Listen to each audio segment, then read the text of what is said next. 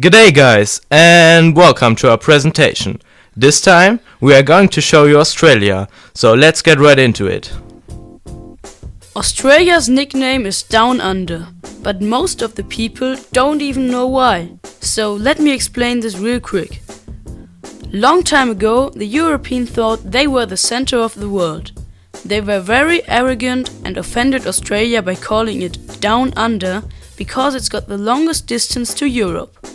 Today, I don't think anyone would still call it Down Under if he knew what it means.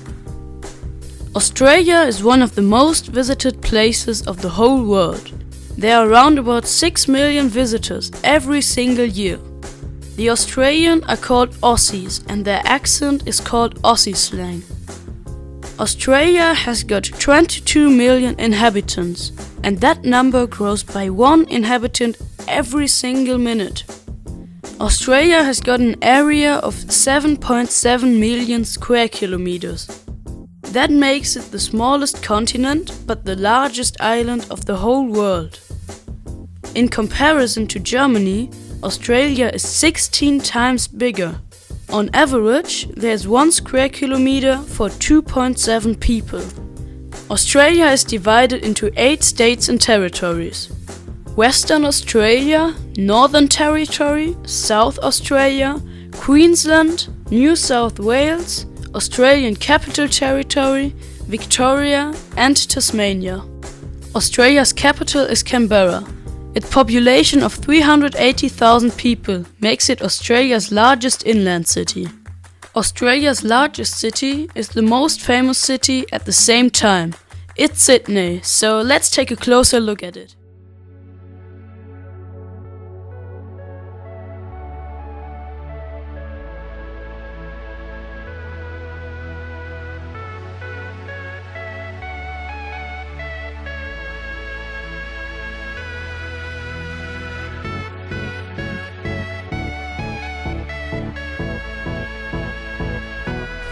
What comes to your mind when you hear Sydney? Well, for me it's just the opera house, and maybe even that it is the capital of New South Wales. But Sydney has more to offer than I thought. Sydney has got 4.6 million inhabitants, and there are 2,781 people living in 1 square kilometer. So you remember, in Australia overall, there are 2.7 people living in 1 square kilometer. That's 1,000 times more in Sydney. The Sydney Opera House is the most famous and photographed site in Australia. If you would like to see theatricals, concerts or operas, you can easily buy a ticket directly at the box office. The Sydney Harbour Bridge is 134 meters high and connects 2 parts of Sydney. If you are interested in extreme sports, you can climb on top of the bridge, but you have to complete a professional training before. Sydney has got some beautiful beaches, just like the rest of Australia.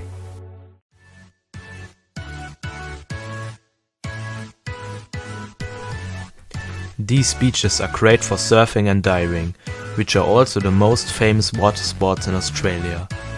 Australia is one of the best places of the whole world to go surfing, because of its perfect waves. But it's also quite dangerous. On average, there are 7 surfers killed by sharks every year. There are also surfing competitions with the best surfers around the world.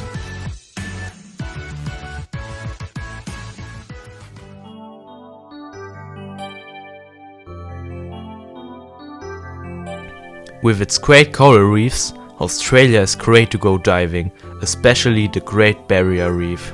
Its fantastic underwater world is a big reason to go diving. If you are afraid of diving, that's not a problem. Even snorkeling would definitely blow your mind.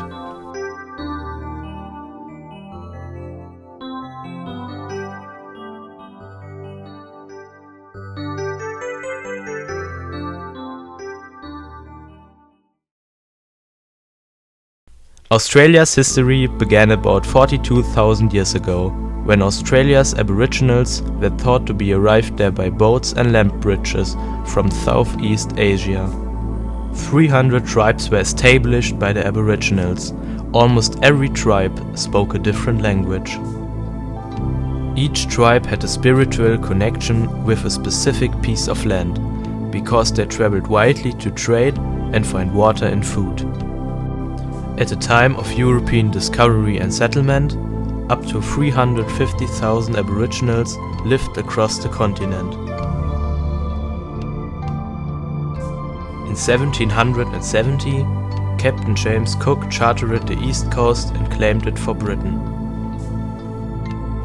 They had to find a solution for its crowded prisons, so they used Cook's discoveries and created penal colonies. In 1788, the first fleet of 11 ships carrying 1,500 people arrived in Sydney's harbour. In the 19th century, the first free settlers began to flow in. They took Aboriginals' food and water and relocated the Aboriginals in reservations. They removed Aboriginals' children from their families, because they used them as workers and paced them into the white society.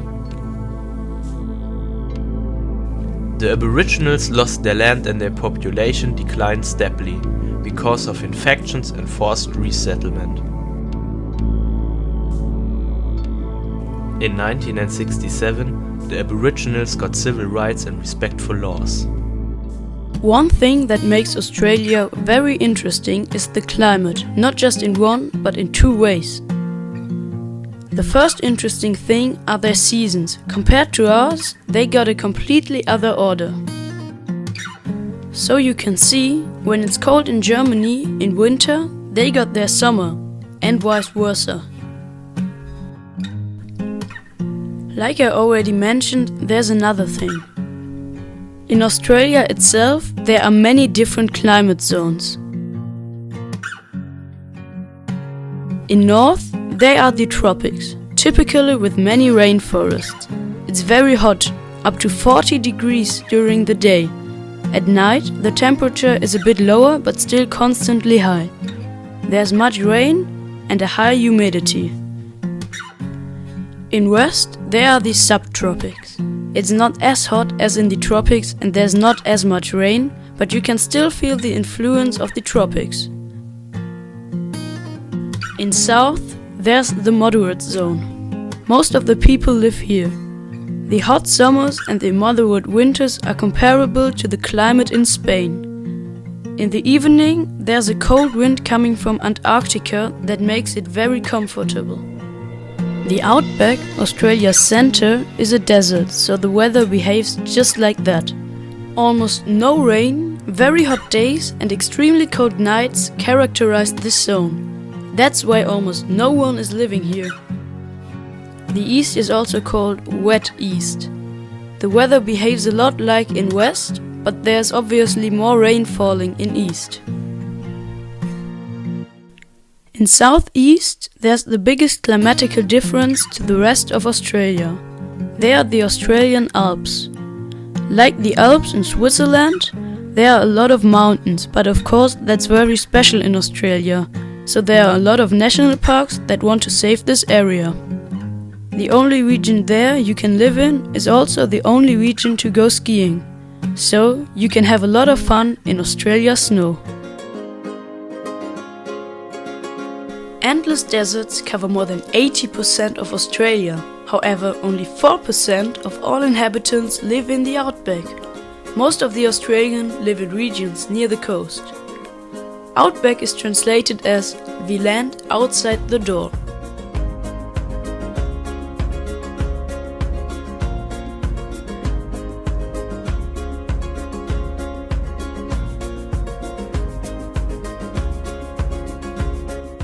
You might be asking yourself, how do the children in the outback attend school?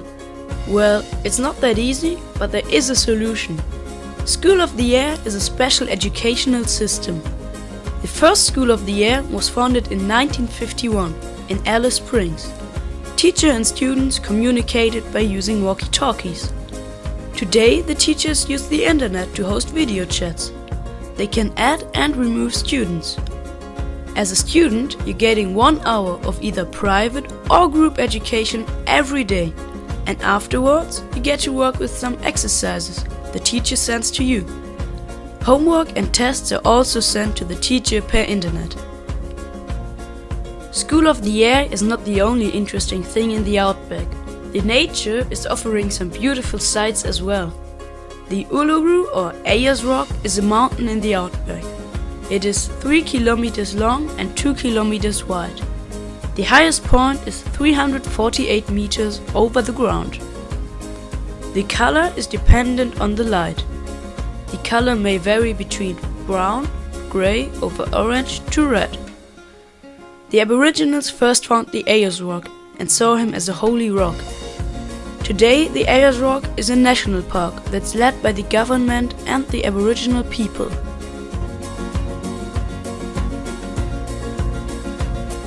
Climbing on top of it is still controversial. The Aboriginals don't want anyone to climb on it because it's holy. The Outback is also the home of many animals. You'll probably never see anywhere else like this again. Australian kangaroos are the most popular Australian animals, and they belong to the most recognizable icons of the whole world. If you thought that kangaroos are hopping all over Australia, well, then you're right. They can't just be found in the Outback, but in every single angle of Australia. Kangaroos are mammals, and they are carrying their young in a pouch, almost like the koalas do. It's unbelievable, but there are camels in Australia, or more specifically, in the Australian Outback. Just to make sure, camels aren't native to Australia.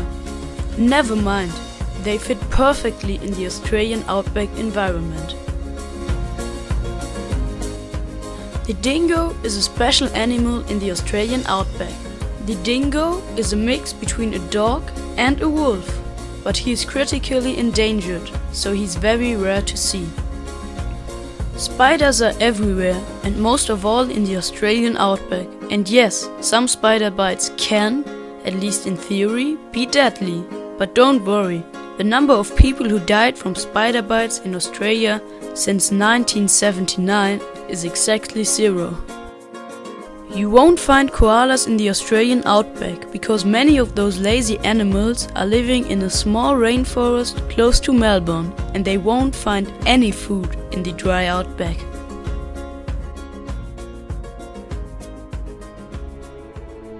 To say goodbye to you, we will give you a closer look at the space these unique animals live in. Thanks for watching and have a nice day.